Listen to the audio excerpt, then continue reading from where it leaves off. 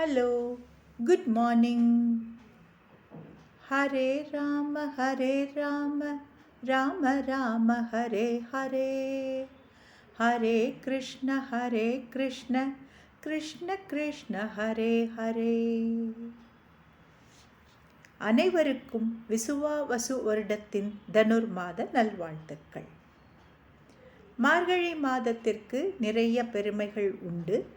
வடமொழியில் மார்கழி மாதத்தை குறிக்கும் சொல் மார்கசீர்ஷம். மார்க்கம் என்றால் வழி, சீர்ஷம் என்றால் தலை சிறந்தது, உயர்ந்தது என்று அர்த்தம்.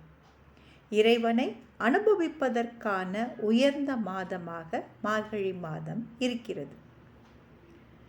ஒரு ஹேமந்த ருதுவில் கண்ணனை அடைவதற்கு கோபியர்கள் யமுனையில் நீராடி கார்த்தியாயினி விரதம் இருந்தது இந்த மார்கழி மாதத்தில். மகாபாரத யுத்தம் நடந்த காலம் மார்கழி. எத்தனை சிறப்புகள் இருந்தாலும் மார்கழி என்றவுடன் நமக்கு நினைவுக்கு வருவது ஆண்டாளும் திருப்பாவையும் தான்.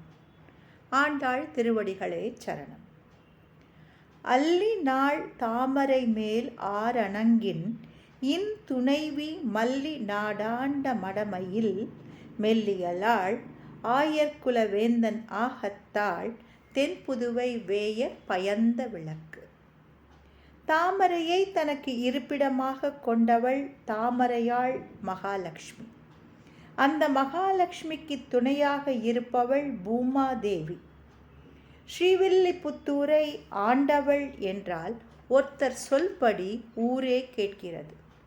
அதாவது திருப்பாவை 2வது பாசுரத்தில் என்னென்ன செய்ய வேண்டும், என்னென்ன செய்யக்கூடாது என்று 9 விஷயங்களை சொல்லுகிறாள். தன் குணங்களாலும் வழிகாட்டுதலாலும் அந்நாட்டில் இருப்பவர்களுக்கு நன்மை செய்தபடியால் அவள் நம்மை ஆண்டாள். ஆயர்குல வேந்தன் கண்ணன், கோபாலன், கோபகுமாரன் அவன் திருமார்பை விட்டு என்றும் விலகாதவள். புதுவை ஸ்ரீவில்லிபுத்தூர் அவதார கஷேத்திரத்தின் பெருமை பெரியாழ்வார் பெற்றெடுத்த பெண் பிள்ளை. பூமி பிராட்டியே கோதை நாச்சியாராக வந்திருந்தாலும் பாவை நோன்பிற்கு என்னென்ன செய்ய வேண்டும் என்பதை தன்னையும் சேர்த்தே சொல்லுகிறாள். நமக்கே பறை தருவான் நெய்யுண்ணோம், நாங்களும் மார்கழி நீராட தூயோமாய் வந்தோம் என்று அனைவருக்குமாக பாடுகிறாள். நாம் செய்ய வேண்டியதை மயிலிறகால் வருடுவதைப் போல் சொல்லுகிறாள். ஆண்டாளுக்கு பூமாலை சூடிக் கொடுத்தபடியால் சூடிக் கொடுத்த நாச்சியார், பாமாலை பாடிக் கொடுத்தபடியால் பாடிக் கொடுத்த நாச்சியார் என்று திருநாமம். சூடிக் கொடுத்தது கண்ணனுக்கு, பாடிக் கொடுத்தது நம் முன்னேற்றத்திற்கு. நாம சங்கீர்த்தனத்தை பற்றி நமக்கு ஆண்டாள் சொல்லிக் கொடுக்கிறார். கண்ணனையே நினைத்து பாடி நாம ஜபம் செய்து கொண்டு முழுமையாக கண்ணனிடம் தம்மை ஒப்படைத்து கொண்ட சாதுக்கள், மகான்கள் இருக்கிறார்கள். பாரத தேசம் முழுவதும் அந்தந்த பிரதேசங்களில் மகான்கள் அவதாரம் பண்ணியிருக்கிறார்கள். பாரதத்தில் எந்த ஊருக்கு சென்றாலும் ஒரு கோவில், ஒரு மகாத்மா இருப்பார்கள். மகாத்மா பாதம் படாத இடம் பாரதத்தில் இல்லை. இது பாரத தேசத்தின் மகிமை. மகாத்மாக்கள் அந்தந்த பிரதேச பாஷையிலேயே பாடல்கள் பாடியிருக்கிறார்கள்.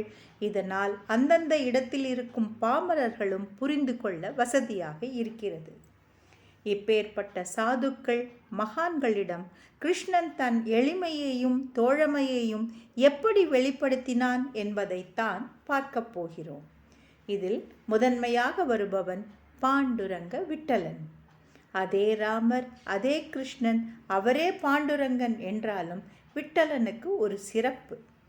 இவனுடைய பக்தர்கள் ராஜாவில் ஆரம்பித்து கடைநிலை தொழில் செய்யும் தொழிலாளி வரை எந்த பாகுபாடும் இல்லாமல் இருப்பார்கள். தன் பக்தர்களுக்காக விட்டலன் என்ன வேண்டுமானாலும் பண்ணுவான். ஒரு இஸ்லாமிய ராஜாவுக்கு சவரம் பண்ணுவான், மாவு அரைப்பான், ரொட்டி தால் பண்ணுவான். ஒவ்வொரு அவதாரத்திலும் கண்ணனுடைய சௌலபியம், எளிமை ஏறிக்கொண்டே போகிறது. விட்டலா விட்டலா என்று சொன்னால் போதும், பக்தர்களுக்காக என்ன வேண்டுமானாலும் பண்ணும் சுலபமான தெய்வம் விட்டலன். ஜெய ஜெய விட்டல பாண்டுரங்க விட்டல பண்டரிநாதா விட்டல. நாமும் சொல்லுவோம் நாள்தோறும். Thank you. Have a good day.